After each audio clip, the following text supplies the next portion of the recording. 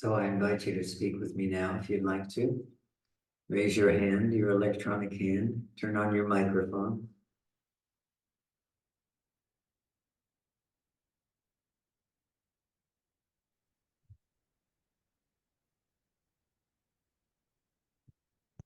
Rishiji, I would like to ask you something on what you just said. Can you hear me well? Yes. So I have actually a question on this fire of seeking, because I can observe how this fire, to be fully established and dissolved in this, how there are some ways that can be observed. So there are moments where there's just this deep peace and contentment, and in the everyday life, whenever there is space, then I just take it for myself. But sometimes I can see that there can be some subtle complacency behind, so that if you're surrounded by the people, or let's say you're in this environment where everything is just focused on this, then it seems to be that this fire of just keeping sitting and inquiring and looking inside, that sometimes it's just more intense. Whereas in everyday life, depending on what life is throwing at you at the particular moment, and I Yes. just look back at myself at times, and then I see that there are periods where there's more time that can be dedicated to this sitting and just really looking inside. And even while doing seva, sometimes there is still some subtle identity, even in the one who is apparently doing the seva, so that this complete detachment, it's not constantly observed. So just asking you what can be done, or let's say if there's even anything that can be done just to completely keep up this discipline of constant inquiring, constant looking, so that this avoidance or any kind of feeling of complacency, that it can be spotted out. Thank you. Mm.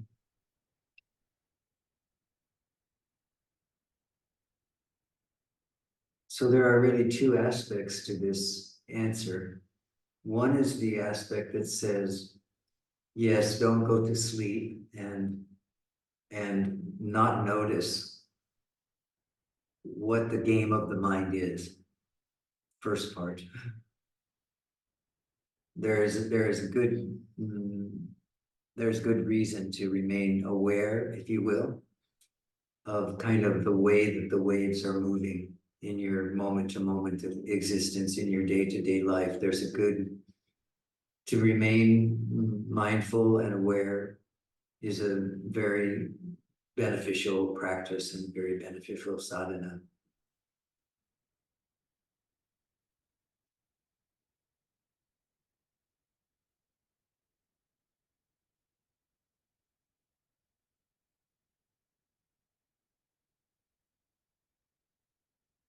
But it's also very important to open this awareness into the vast space of your own silence, and to realize that no matter what objects are there, coming and going in this form of waves, as you put it,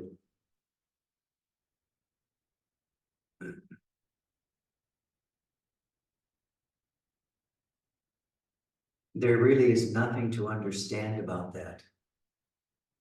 There's nothing to get. There's nothing to achieve.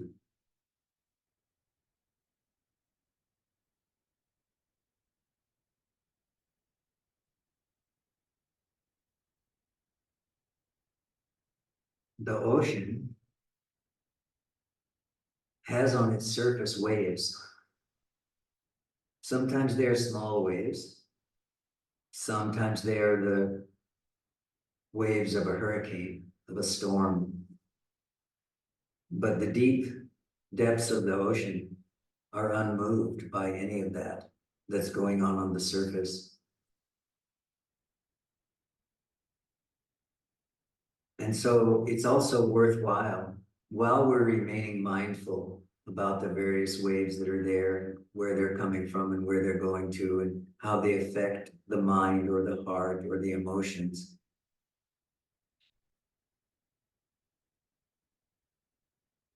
In order to come to this state that Bhagavan talks about, the Ramana talks about, of real attainment, there has to be a very clear understanding that what you are as awareness itself, or as the self, as he would say,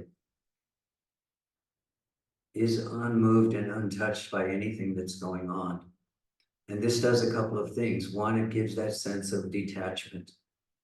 And as long as that doesn't become a sense of separation, that is fine. This is what we want. We want this recognition that we are not the objects which we are experiencing, or we're not the experiences that we're experiencing. We're not the emotions we're experiencing. And at the same time, we want to know that all of those emotions, all of those experiences, all of that coming and going is still just the manifestation of the Supreme. It's not mine. I don't need to control it. I don't need to adjust it. I don't need to get something from it. I don't need to understand it. I don't need to figure it out. What I do need to know is the deep nature of being, consciousness, and bliss. And this is not something that we can know through effort, because all of our effort is in the realm of mind. It's all happening because we are observing something, seeing something, reacting to something, responding to something, trying to come to some sort of understanding within ourselves, or some sort of agreement with something we read or something we heard. And so this is where all this effort is coming from. And this is all happening within the context of one's own mind. That which is aware, which is here now, which we come to in the silence, when we all come together, when we stop by even whether we're alone or we're all together, when we stop by ourselves, we simply sink and settle into the nature of the silent heart. Then we come to see that there we have the possibility of seeing that whatever is being experienced as the waves on the surface of the ocean, they just rise spontaneously. They are not me.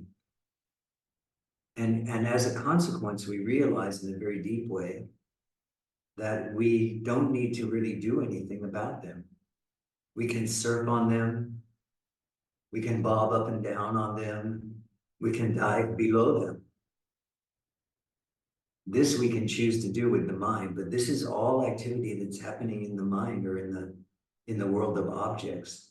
What's really going on deep within our own being is the silence of our own being that we come to in these moments when everything seems to just settle for a little bit, or it falls away for a period of time, or we come to satsang, we sit in this community of silence, and things just are allowed to fall away and to settle, like mud settling in a bucket.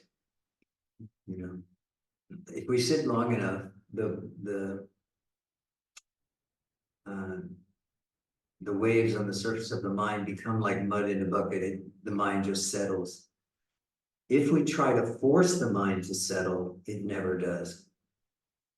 It never does. And so that's why Bhagavan said, real attainment is that ability to remain in our relationships, in our lives, in the day-to-day activity of what is going on. And because our intention is to realize our true nature, or realize the self, this is that we have to give it that period of time where the mud can settle, or where the waves can settle.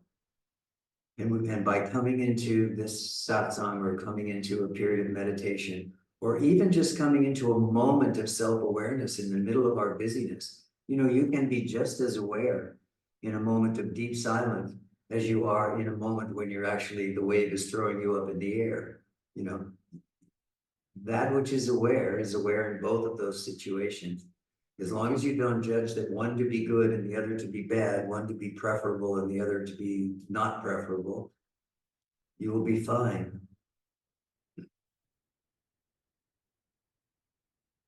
You can let life unfold the way that it wants to. the way that it is, not even the way that it wants to, just the way that it is. Life is just the way that it is. And you can let it be that way.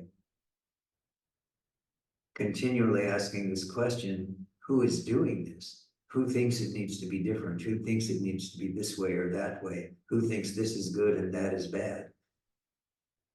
Keep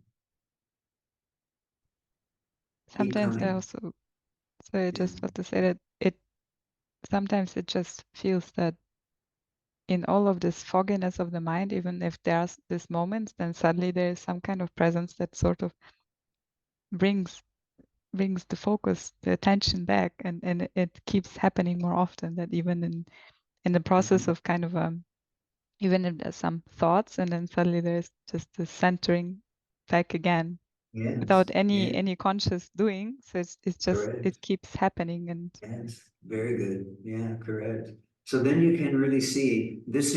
I hope that what happens in this case is that you begin to get some faith in your own looking and realizing that what you are calling fogginess, or some people call lack of clarity, or some people call confusion, that even when that is present in the mind, that which is aware in a moment of clarity is not different from that which is aware in a moment of confusion. It can appear that there's a difference. There can be a preference for clarity over confusion. yes, Certainly. But that doesn't mean that the awareness which is available in both is affected by either. And what I mean by that is the clarity of the awareness itself is not brought to clarity because clarity comes into awareness. Oh, I'm clear now, or I'm back, or whatever your mind tells you. That doesn't enhance awareness. And in the same way, oh, I am confused now, or oh, I've been confused for the last hour or the last day. This also doesn't impact the underlying awareness. It was just a passing phenomenon. And this is the fire of sadhana. This is the fire of, of staying with the recognition that you are the self alone, and just allowing what is there to come and go, whether it is clarity or it is confusion. They are both rising spontaneously in the already present awareness, which is always there. Sometimes it's more obvious than others, no doubt about it. But this is just because of vasanas. This is just because of conditioning. So don't think yourself to be the vasana, and all will be well. If confusion comes and you don't think, I am confused, and then identify with that, you simply say, oh, confusion is here once again. In the moment that there's a recognition that confusion is here, you have returned to clarity. It takes clarity to see that confusion was here. yes, And then don't become attached to the clarity either. Oh, I see. Yes, now I see. Now I'm back. Okay. The sadhana at that point is to settle, not to grab onto the clarity or the experience of clarity, or reject the experience of confusion. The sadhana is to understand what happened, to be here now, and then to settle in that space which is there between clarity and confusion, and is observed by that awareness which cannot be pointed to, it can only be experienced. Settle in that. thank you. Mm.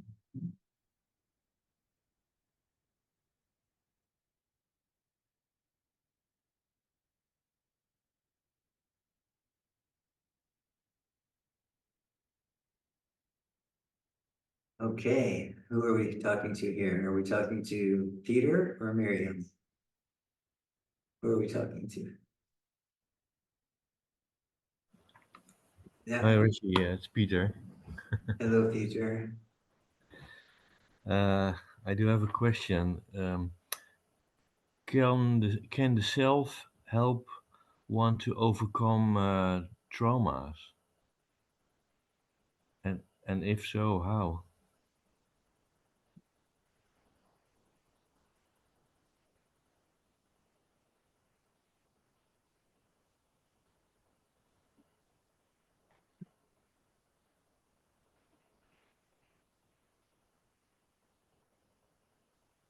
So understand that the self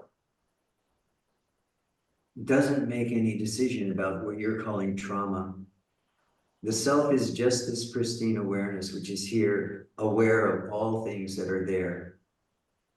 What you're calling trauma is not actually occurring to the self and is not available to the self. It doesn't impact the self. It's not disturbed. The self is not disturbed by what you're calling trauma. This idea of disturbance or of trauma is definitely real in the mind. So to the mind, there is trauma. You ask, can the self overcome it? The self has no need to overcome it. It doesn't experience it. So this is why it's said that awakening or enlightenment is really a process that happens in the mind. And when one actually comes to that moment where realization happens or awakening happens, what happens is all the perceptions of the mind that came before that break and fall apart. They just dissolve into the nothingness which they were in the first place. So this is how this recognition or realization of the self can resolve trauma. The way it resolves trauma is that one comes to the realization that what happened in the experience of the body and mind happened as the trauma part of it is the belief that something has happened to me. It wasn't a bare experience, no matter how bad it was or how difficult it was. You know, say the experience of war. This I can talk about because it's something I'm familiar with. So the experience of war, very traumatic. But if there is a final resolution that this experience was an experience that didn't happen to me, it simply happened in the spontaneous manifestation of life. Somehow that experience happened. Did not happen to me. Now I can stop suffering over that. I can stop relating to that as though it was something traumatic for me, because there is the recognition in the moment of realization that there was no me. There has always only been this awareness. And this awareness is the same and unmoved under blissful circumstances and under traumatic circumstances. And the difference is the way the mind judges them, the circumstances, what it makes of them, of the circumstances as they arose spontaneously. But if there's a deep understanding that what arose spontaneously, went through the body-mind complex, and if it can be let go of without a residue, then there is nothing else to do about it. This can happen spontaneously, and also for some people it will take one will need to get some help. You know, if you have been through war and you are suffering from PTSD, treatment can be very helpful. If you've been a victim of crime, if you've been assaulted in some way, if you have been raped, if this has been an experience which has happened in this body mind, then one can get some help with that. But the ultimate help is to realize that this was an event that was coming and going. For some reason, it came and went in this life's experience. Don't grab it. Don't claim it. Don't say, this is me, or this is a residue that I have from this experience. Know yourself to be the self, to be that which is aware. You are aware of the experience when it happened. You are aware of the sense of trauma afterwards, and you are aware of the letting go of it. So who is it that's aware? So this is how this process of inquiry and coming into the self nature of being consciousness, which is unmoved by anything that happens in the life of an individual being or in the life of the world, can be helpful. It's not that there's an avoidance of the trauma or an avoidance of the difficulty, an avoidance of the residual memories in the body or in the mind. It's that there's a recognition that all of this is based on a false belief that there is a me. That there is a me that can be harmed in some way by life. Thanks. Be very compassionate. If you have had these kinds of experiences in your life where you have this residual trauma that comes up from time to time, be very, very compassionate. You know, don't approach what's happened in, you know, in your memory or in your dream when you go to sleep at night or whatever. Don't approach it like, oh, there it is again. Approach this residual as it is a residual. Oh, there's this again. Okay, let's let this go. Burn this up again. Burn this up again. Be persistent. Be willing to keep letting go, keep letting go, keep letting go. Right? The truth of your nature is around self-nature, capital S. It's not around any individual experience. Okay? So there can be very difficult experiences. There's a story in the Buddhist tradition. I don't know if you're aware of it. There was a sage, enlightened being. His name was Angulimala. And the Buddha told this story. He went around India during the time of the Buddha, and he had fallen under the sway of a black magician. And the black magician said, if you want to be enlightened, you have to go around and you have to kill 1,000 people. And you have to take the finger from one finger from each of the people you kill. And when you have, this is the Angulimala, is finger mala. When you get to 1,000 fingers, come back to me, you will be enlightened. So he goes around and he does this. And of course he gets this horrible reputation, he does these horrible things. And all of this trauma, he's creating all this drama and trauma. So he gets to 999 and he's only got one finger left to go and he's desperate. He has to find one person that he can kill so he can get this finger and he can become enlightened, because this is what the black magician told him. Well, of course, what happened is he becomes his reputation, his horrific reputation, precedes him everywhere he goes. And so everyone sees him coming forward with this mala of 999 fingers, and he can't catch anyone. No one will stay around long enough for him to get the 1,000th finger. But he sees this man walking on the road, very quietly, very silently, walking up the road.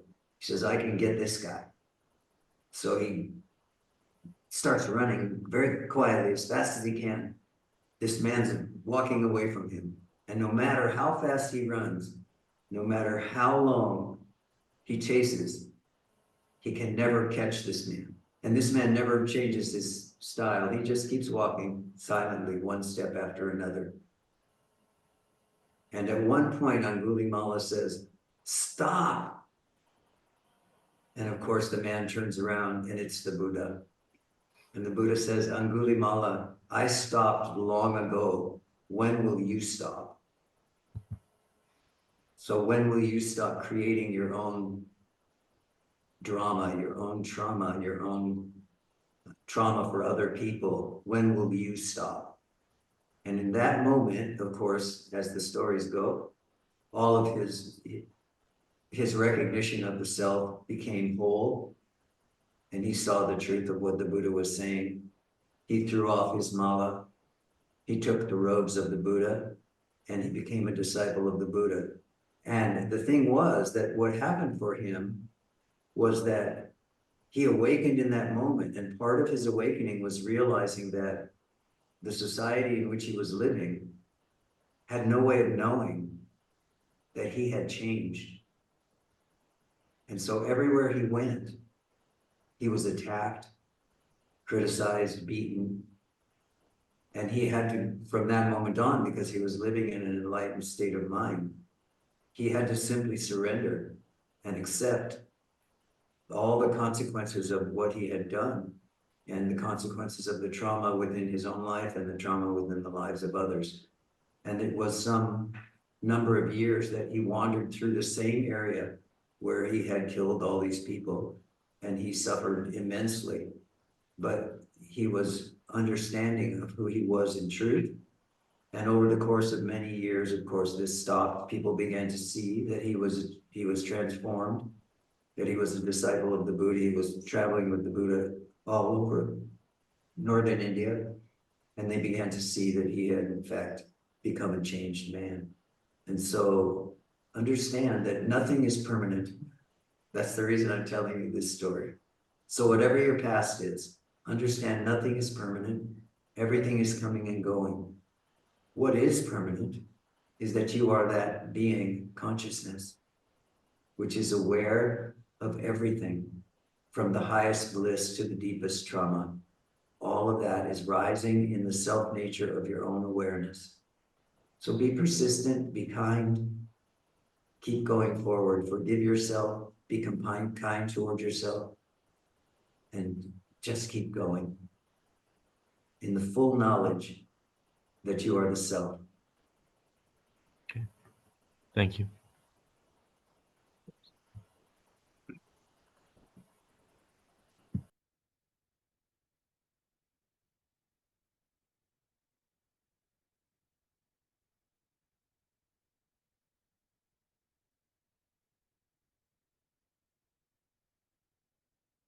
Hello, Alberto. Hello, can you hear me? Hello. Can you hear me? Yes.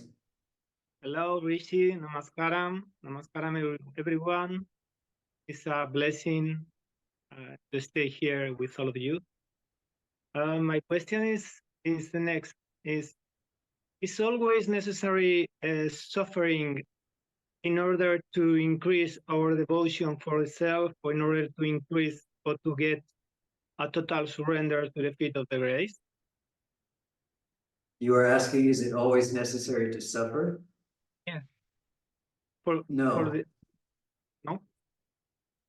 No, but suffering is a primary motivator for us to resolve the pain in our hearts, the difficulties in our mind.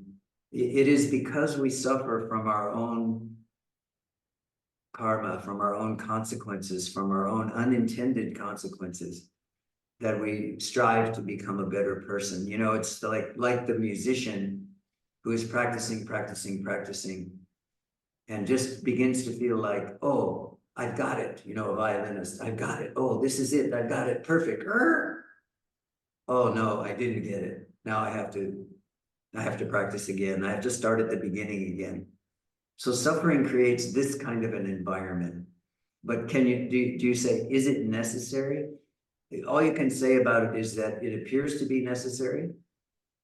And so we accept that we suffer as not to suffer, right? Not to suffer over our suffering, but rather to say, if I am having this experience that I am suffering, I know there is a way to be free of this. What is that?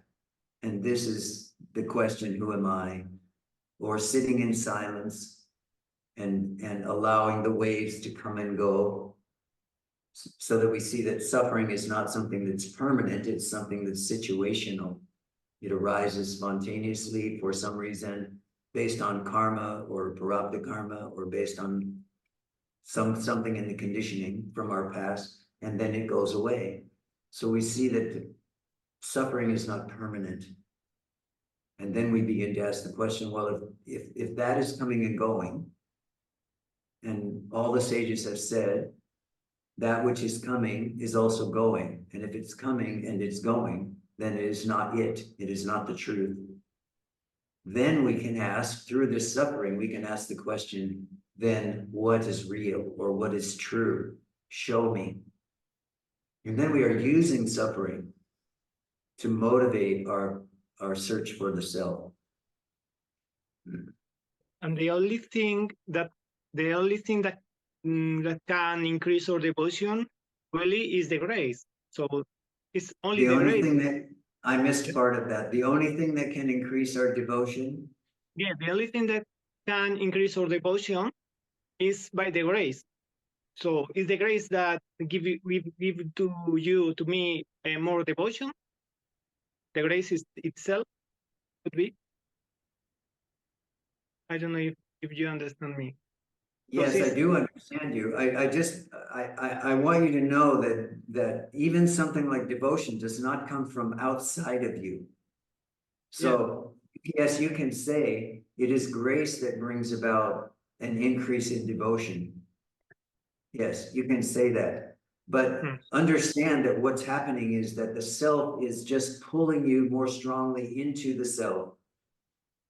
This is what's happening. And we call this grace. And this is definitely that. We can have the grace of the guru, we can have the grace of the hill, we can have the grace of God. But all of this is actually, in some way, you can say, is our desire to end our suffering and to become more loving and compassionate toward ourselves, toward our family, and toward the world. Yeah, it's because I thought that sometimes the difficult situation in our life is because the self wants to increase our devotions. It put this situation, the difficulties, dramas, or all of this situation in order to increase our devotion. It's because I thought that. Well, if that's a useful thought, then that's a way of using the conditions that you're experiencing or the suffering that you're experiencing in order to see it in a positive light. Yeah. And to be open to the opportunity to grow in a difficult situation. Yes, is the point. Yes, and this is the point. Because the beautiful thing about you, Alberto, is whenever you ask these kinds of questions, what I see behind your questions is a real desire to know who you are, and that is always your focus. Yes. You don't say, oh, I'm suffering and it's horrible and I don't want it. And you are always asking this question, how can I use this? Yes. For what purpose? For the purpose of awakening, for the purpose of knowing who I am. So if, as long as you stay with that intention, whatever pathway you might take in order to realize the truth of that, perfect. Yeah. Okay. Thank you.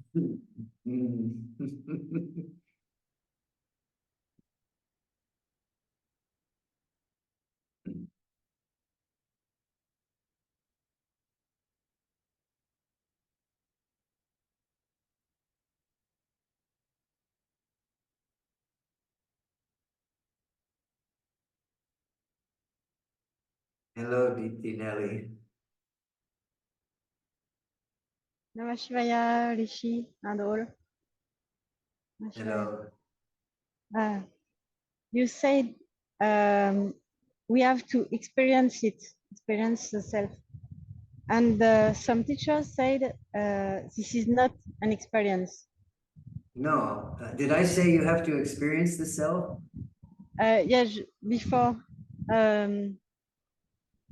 Maybe I didn't understood. Yeah. I don't usually say you have to experience the self. If I did, I misspoke. You are the self. What is there to experience? You are always yourself. Okay. Not you as a personality, but the self is always what is here. Yes. So if I said that, then I misspoke. So thank you for pointing that out. No, sorry, maybe I misunderstood. It's okay. I'm just happy to see you. Yeah, so No nice. mistakes. So nice to see you. Okay.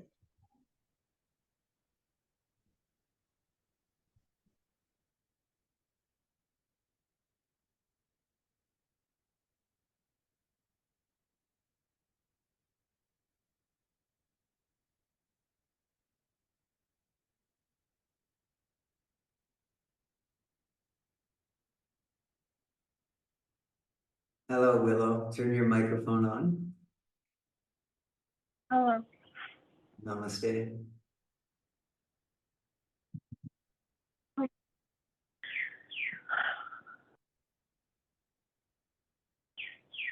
I don't have a question because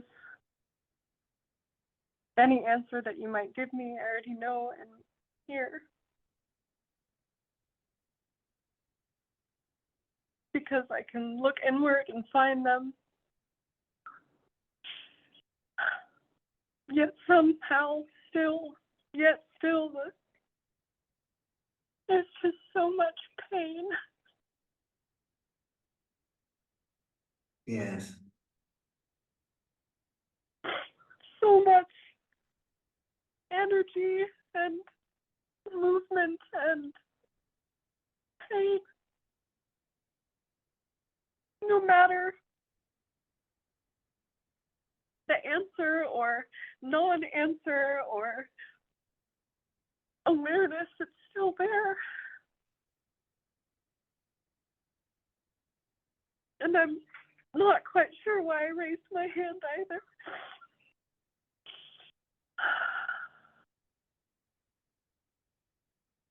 So please just take a breath and stay right here with me.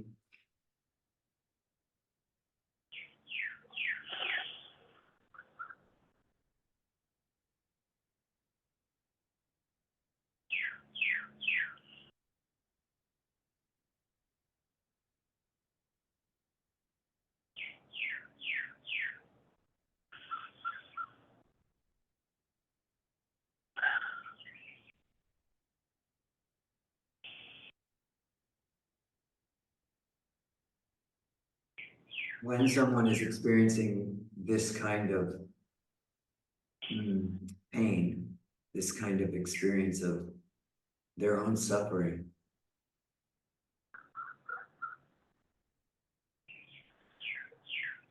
the only thing that can really be done is to encourage you to hold yourself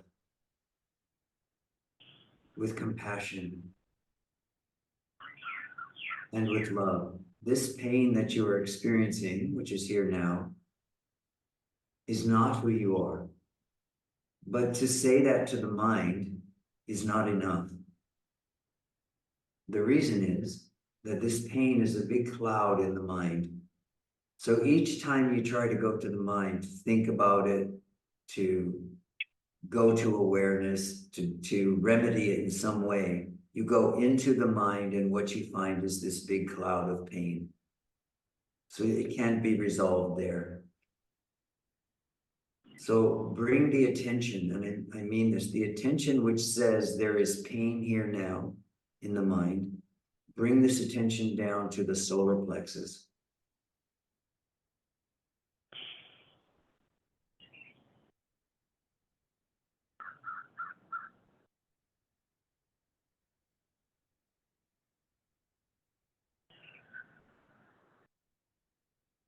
Is this pain that you experience in the mind and this reactivity that you experience in the mind when you feel pain in the mind, is this an emotional pain, physical pain, or both?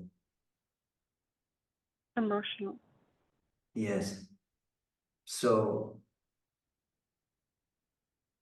this pain is not going to be resolved by staying in the mind about it. Because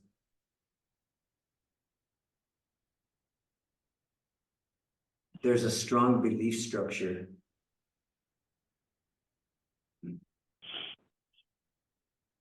And when that pain is there in the mind, at that moment, it's totally real, isn't it?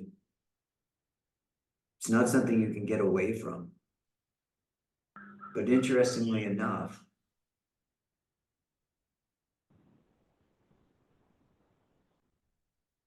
all beings in their heart want for themselves happiness.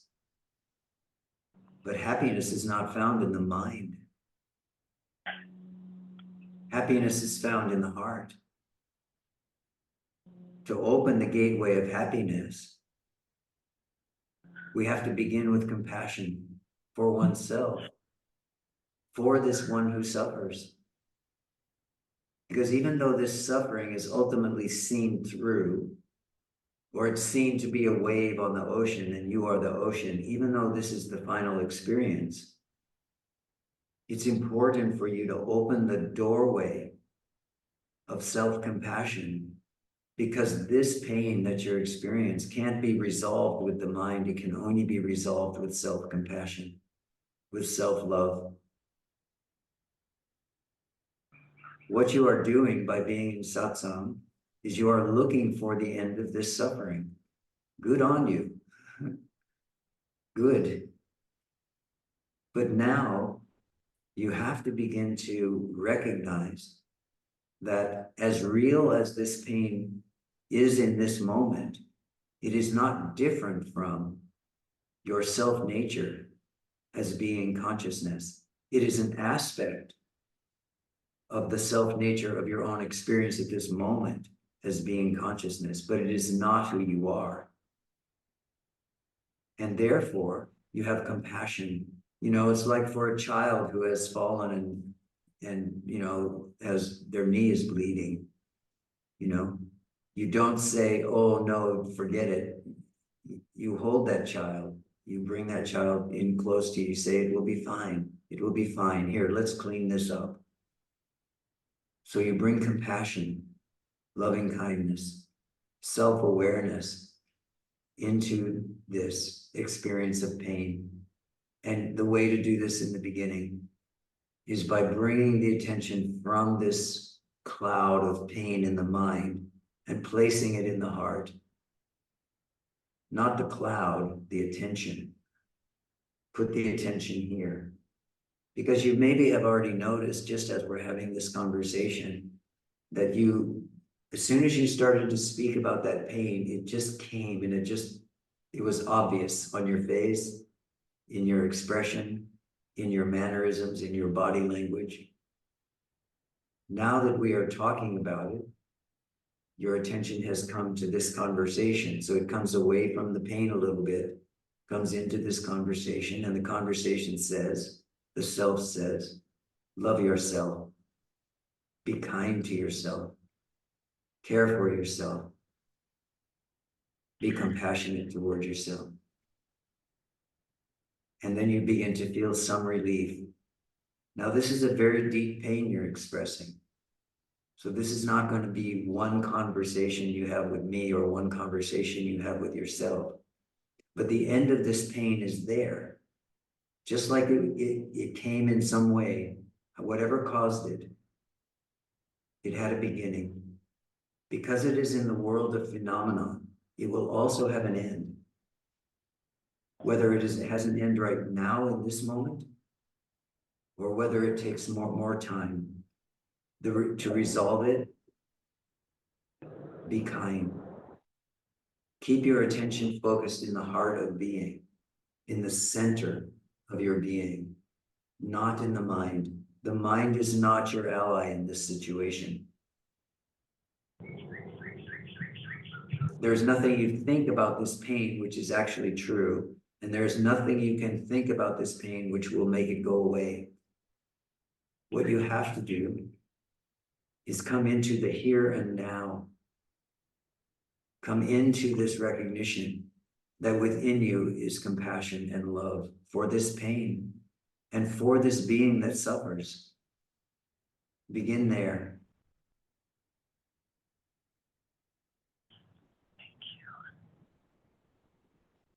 Thank you.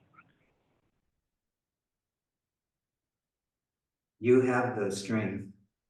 You may not know it now, but you do have the strength to stand in this pain, to see it for what it is, as the not truth of who you are, and then to bring this pain into your heart through love, compassion, and self-caring. So do that for yourself. Make this your practice now. Do it as often as you need to.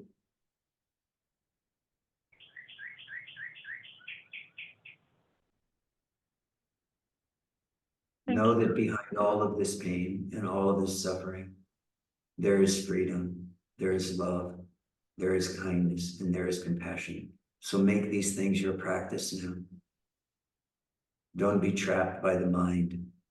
Open the heart to its true nature as being, consciousness, as love, kindness, and compassion.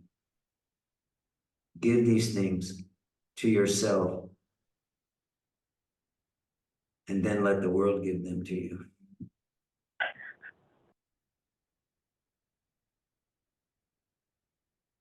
Okay. Don't be afraid to suffer, but also don't cling to suffering. You know, suffering is an identity of its own. And if you have an identity which knows nothing but its own suffering, I do. then you have to look elsewhere. You can't look into the suffering. And you can hear this in the stories of people who have spent years in very difficult situations or in prison, you know, things like that. You will hear that it wasn't until they opened their heart with compassion to the full experience of their suffering, of their conditions, that they came to realize that they weren't being bound by those circumstances, that in their heart they were free. So you have to move in this direction now. The pain is there, yes, but it doesn't bind you unless you let it. So now practice opening your heart, holding, softening into this pain, around this pain, but keep your attention on the heart.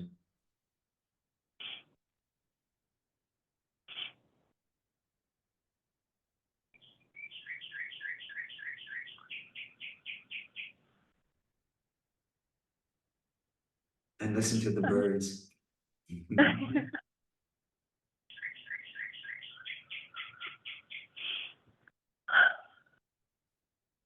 Thank you.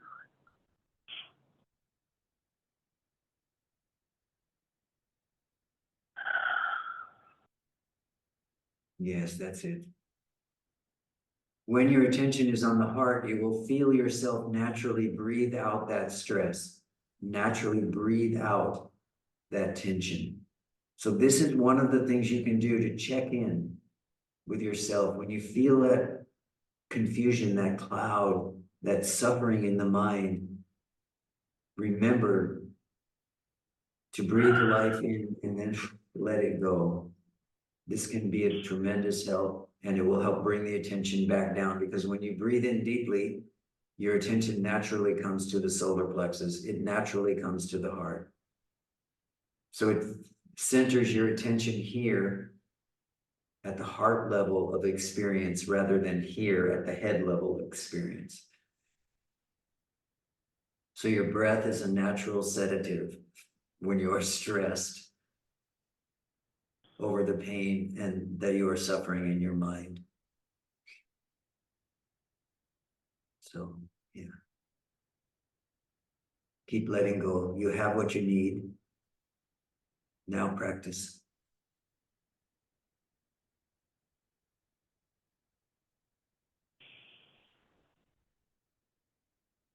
Send me a message sometime and let me know how it goes or how it's going.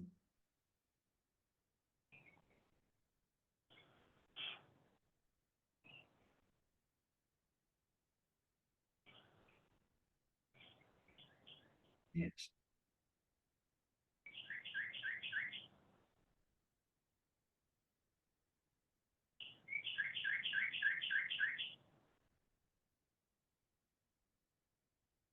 In this moment, you have everything you need.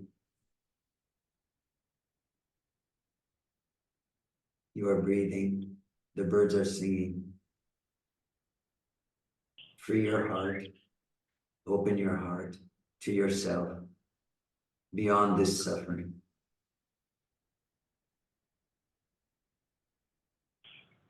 I feel the peace again. Very good. Thank you. Remember that this peace is only here now. The pain is somewhere coming from the past and somewhere going to the future. but the peace is only here now. So when this wave of pain comes through, notice it, acknowledge it. Ah, this is pain, but come into this here now. This is where peace lies. This is where compassion lies. This is where you can, over time, you can resolve this pain.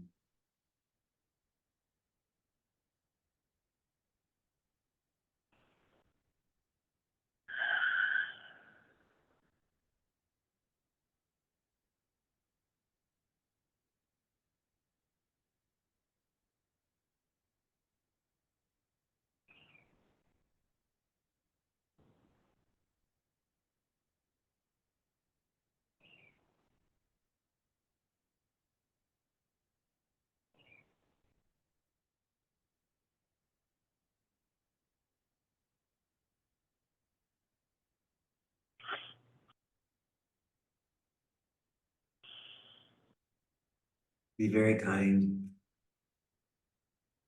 Be very loving toward this pain. It's not who you are unless you let it define you. So bring this pain into your heart. Don't let it transform your heart. Let your heart transform this pain. Let your love transform this pain.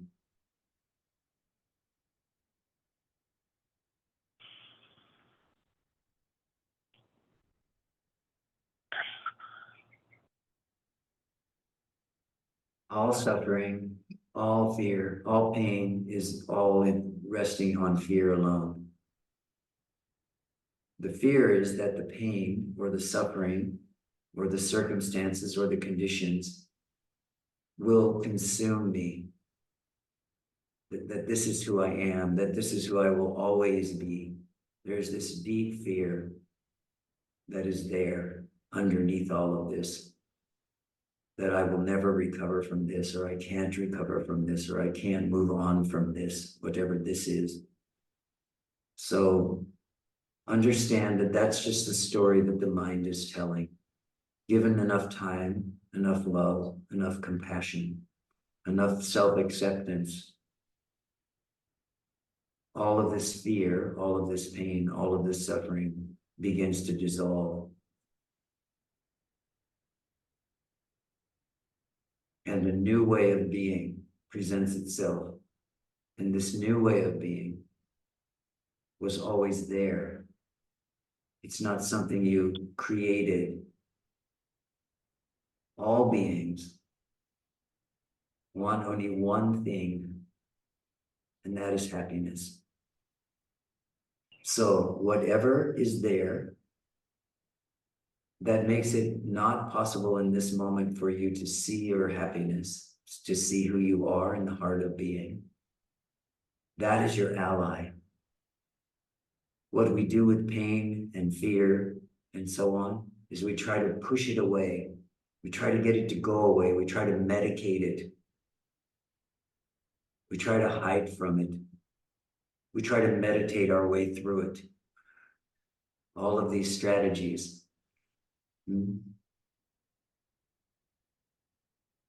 But the one thing we don't do is open our heart to it. Bring our own pain and our own suffering into the heart of compassion, which is there already. So I am just pointing out to you that there is a heart of compassion within you. You're not just this pain. This pain is the consequence of something that's happened in this life or another life. Okay, but it is your ally. You can see the way in which this pain prevents you from feeling love, prevents you from feeling open, alive, and free. But it is not that experience itself which causes that prevention. It's your reactivity to it, your fear of it. The pain that you experience is your ally because underneath it, behind it, however you experience it, beneath it, there is a prior awareness that there is happiness, there is love, there is compassion, there is forgiveness. All of these things are available to you, but you must bring this pain into them. And when you do, you'll start to feel the freedom of self-liberation.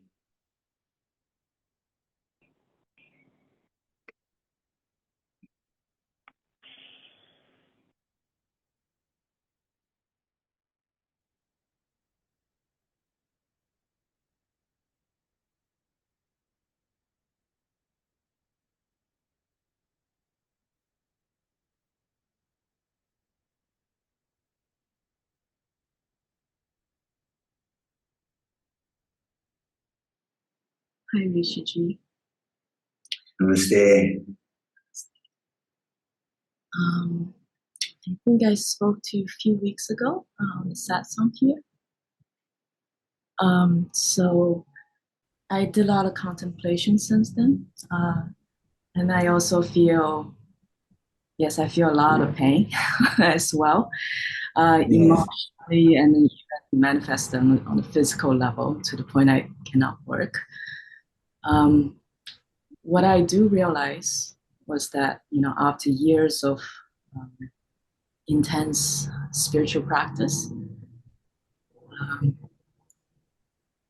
I think the process was to become sensitive again. So what I wasn't able to feel, what I used to push down and brush aside and suppress my entire life, which is, everyone else also, they all start coming out, so it's almost like there's a backlog of like tremendous amount of things down there that needs to be cleared out. And it gets overwhelming. I could see that it's almost like a dam breaking down, and it's kind of flooding, the physical body and also the emotion. Yes, and almost the toxins that are related to it, that's what you experience in the body as physical pain. Yeah. Exactly. And I felt that what looked on the surface, it was as if I was actually doing worse.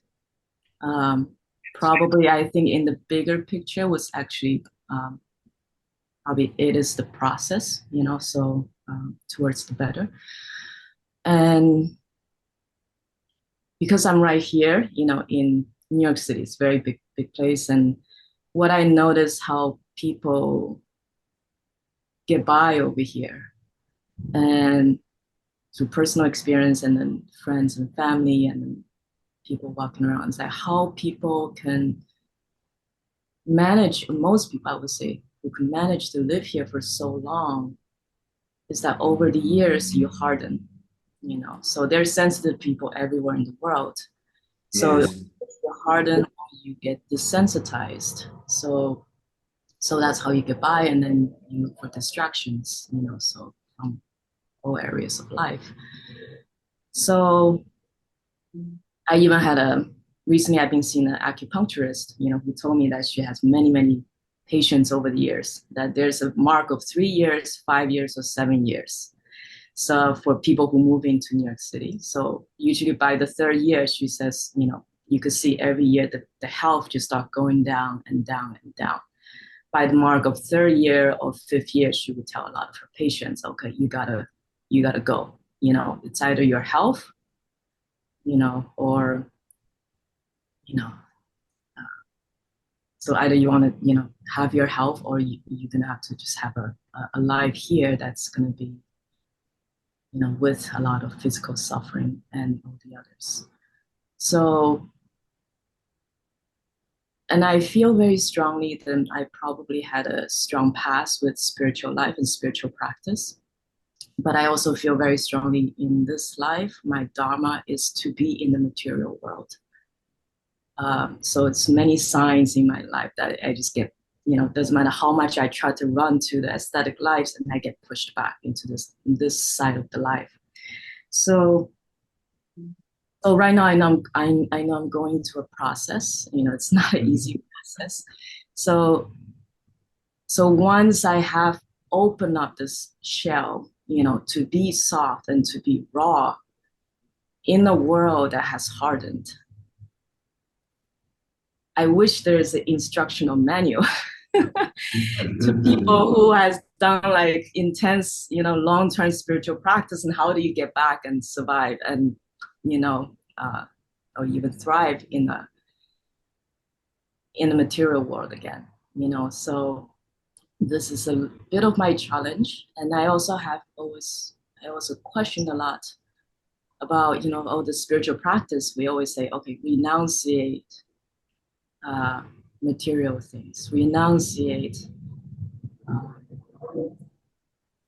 Yeah, but in most of the spiritual traditions of the East, when there's a discussion of renunciation, it's not a discussion of true renunciation. It's the discussion of pushing away the material aspects of the world, or pushing away the desires of the mind or the heart.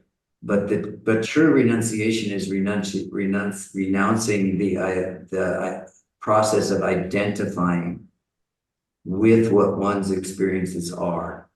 So as an example, what you are experiencing now in New York City, if you look at it in the sense that what is actually happening is that, as you said, for you, there was an experience of going into the monastic life, of going into that kind of deep spiritual life, and that acts as a suppressant for you. And now that you're back in the world again, everything is coming up. But it's important to remember that what you are seeing, what you are experiencing, is the burning up of what you are not. Yes? Yes. So those things, because you and I have talked, so I know about your upbringing and your childhood and the difficulty of it. What you were suppressing by going to monastery is now coming out again. And the difficulty of your life is now, the pain around that, the suffering around that is now coming out emotionally, physically, in all these ways. But understand that it's still, you must come to the realization that this is burning up what you are not. Okay? If you want to continue to follow the path of renunciation, don't throw out the path of renunciation.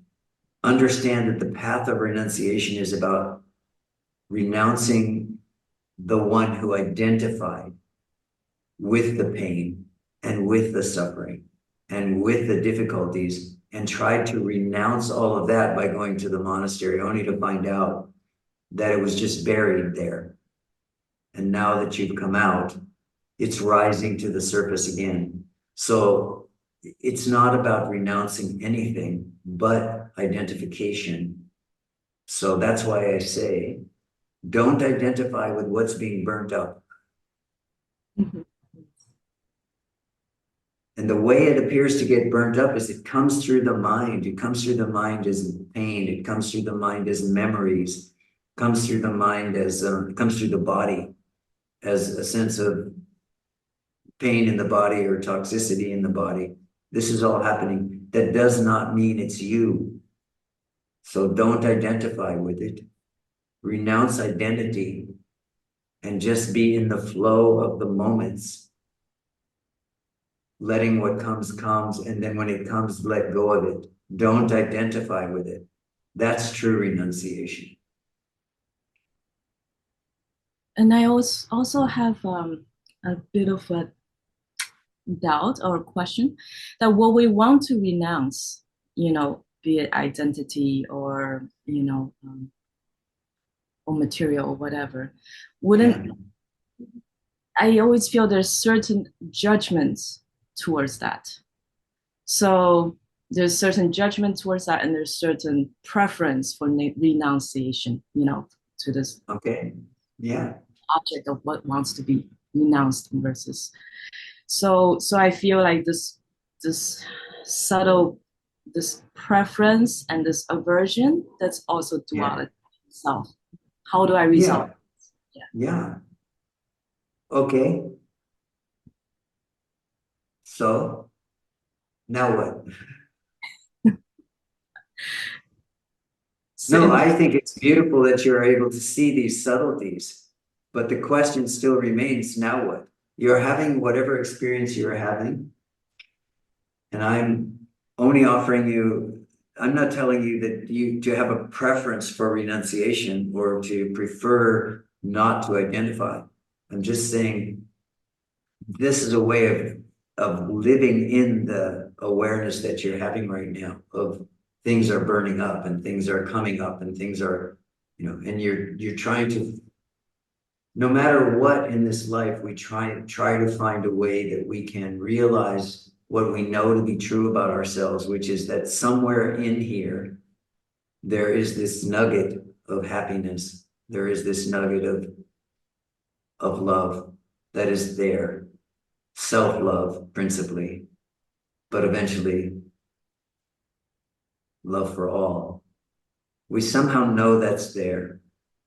So these are, when we talk about something like what is burning up is what you are not, or we say don't identify.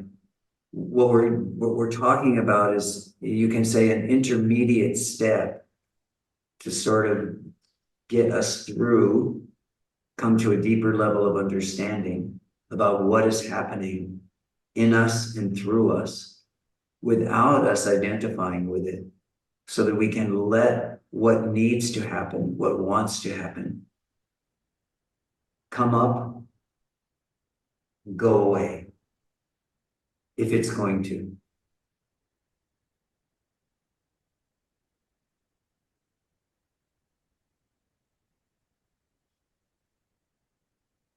Ideally, if we can live completely and totally without any preferences whatsoever, then we are spontaneously in the here and now, and whatever comes, comes, whatever goes, goes, and we have no opinion or statement to make about any of it. This is probably the ideal situation. Then we are just here, and we are here as whatever is here, and we are fine with that. But if we are struggling with something, we want to find a way to stop that struggle. We want to find a way to settle in the experience that we're having, and to be able to express self-love and love of life, if you will. And you can say, well, this is just a preference. But it seems as though this is not just a preference on the individual level. It seems as though this is the direction that the heart of life wants to go in, if one is going to experience the happiness and the joy of knowing oneself and knowing the true nature of one's being. That we have to allow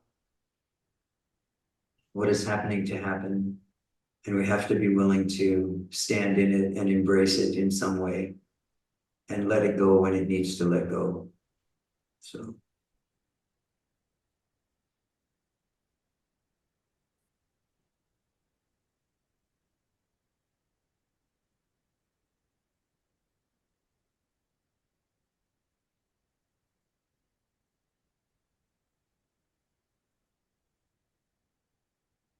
So I guess being in the present, like really being here now, if we could really understand and experience it in totality, then that's the answer to all.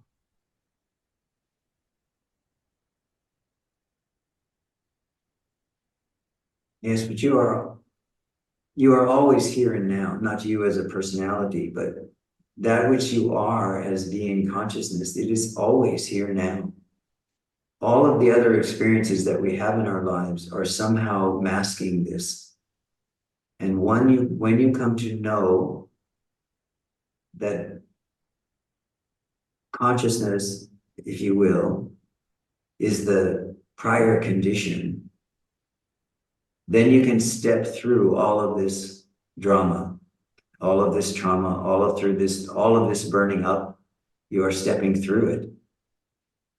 There's no identification with it.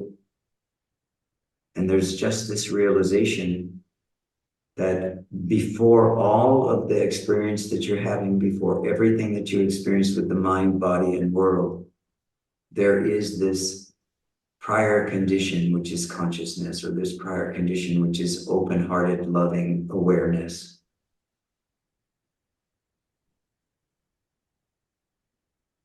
This is the purpose of our meditation and our spiritual practice, and all of this is to understand this, not because the traditions tell us that it's so, but because when we strip away, when we let go, when we allow everything to be burnt up around us, it's like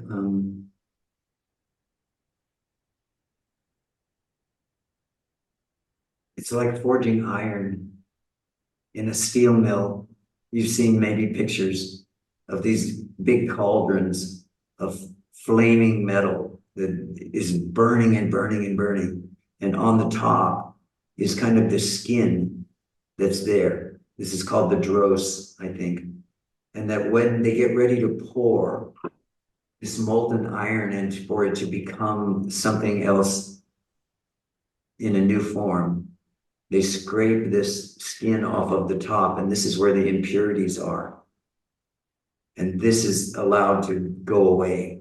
And then the iron is poured into whatever form they want to pour it into, and it takes its new form. And in a way, spiritual practice is like that. We enter into this burning up of what we are not. The impurities are coming out. The pain is coming out. And this all happens before this moment where we realize that what we are is love, that what we are is being, consciousness, that we have an infinite well of compassion within us for our condition, for all human beings, for all beings everywhere. We have this compassion, and that's there for us. It takes some burning to get there. So with the only form of burning or purification, which is spoken a lot of in the spiritual world, so can this only take place through suffering and with so much pain? I guess it can be done through like happiness. So the answer to that is really a question. What has brought you here to this moment today, not to this conversation, but to where you are now? Would you say it is suffering or happiness? More of suffering than happiness, yes. Yeah, most people would say that, absolutely. And of course, this is the teaching, you know this because you were in the monastery, but this is the teaching of the Buddha, that because there is suffering in the world, old age, sickness, and death, birth, old age, sickness, and death, he said, we suffer. And as a consequence of that, we feel limited and we feel trapped. And he said the solution is to stop suffering over our suffering. That to have a body is to be born, is to enter the world where the possibility of suffering is there. Now, having said that, in the path of Advaita,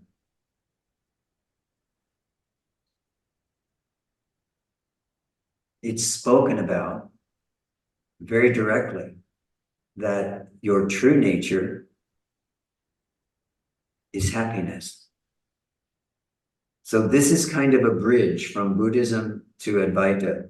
And that is that once you realize that you have been walking the path of suffering, and not only suffering because of birth, old age, sickness, and death, but suffering over your suffering, what you have been doing with your mind, right?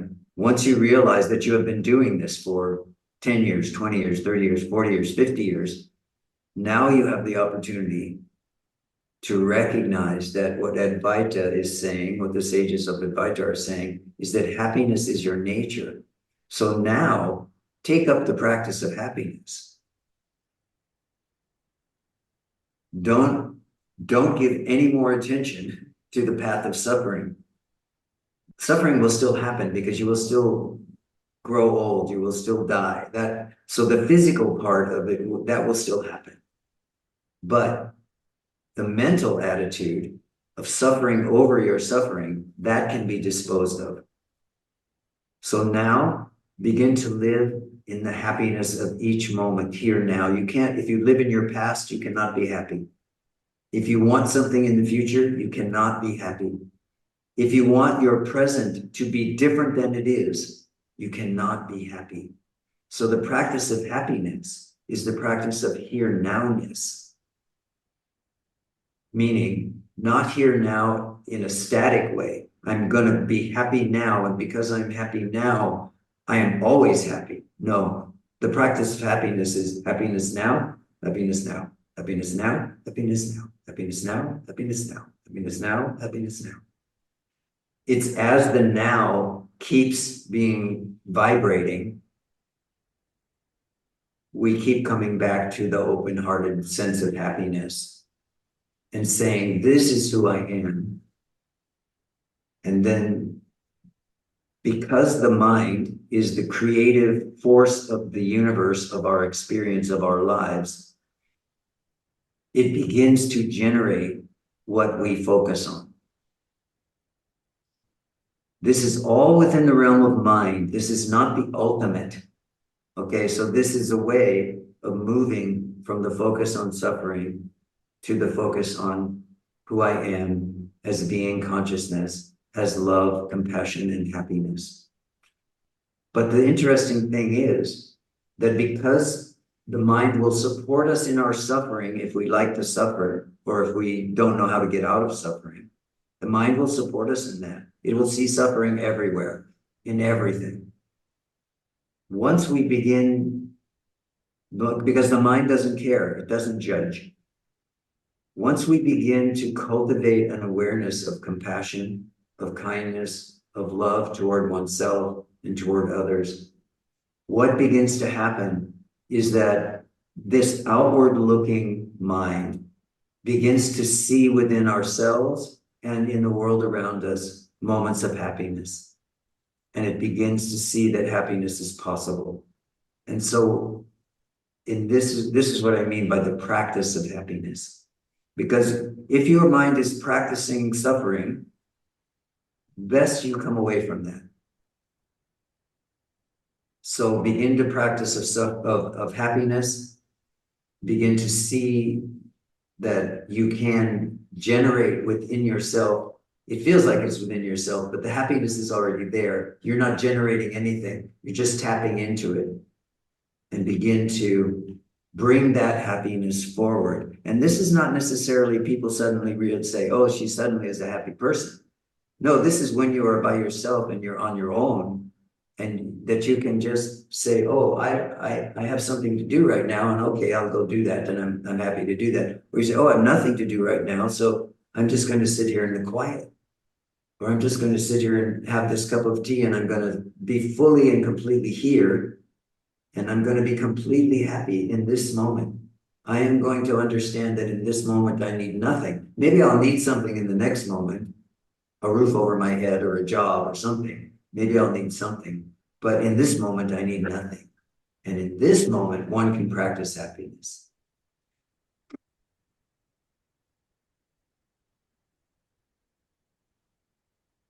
And use this mind, which has this great creative capacity, to begin to generate something else other than this experience of suffering.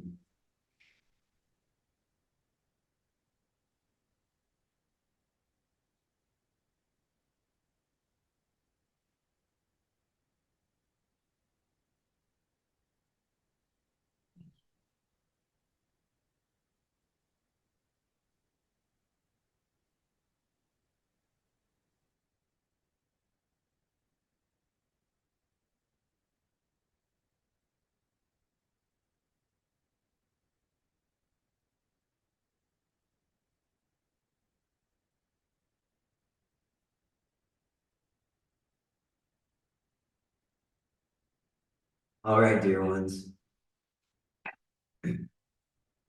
Nice to be with you all tonight. Tonight for me, morning for you, some of you, somewhere in between for the rest.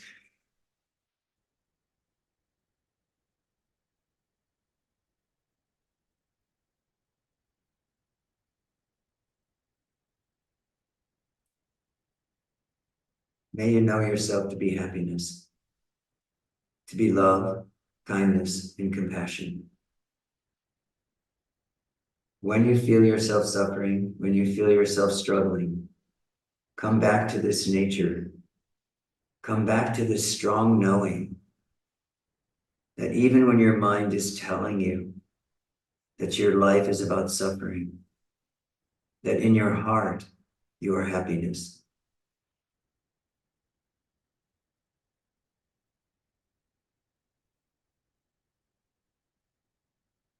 Know yourself to be that which is aware and conscious, and all will be well. It will take practice, but all will be well.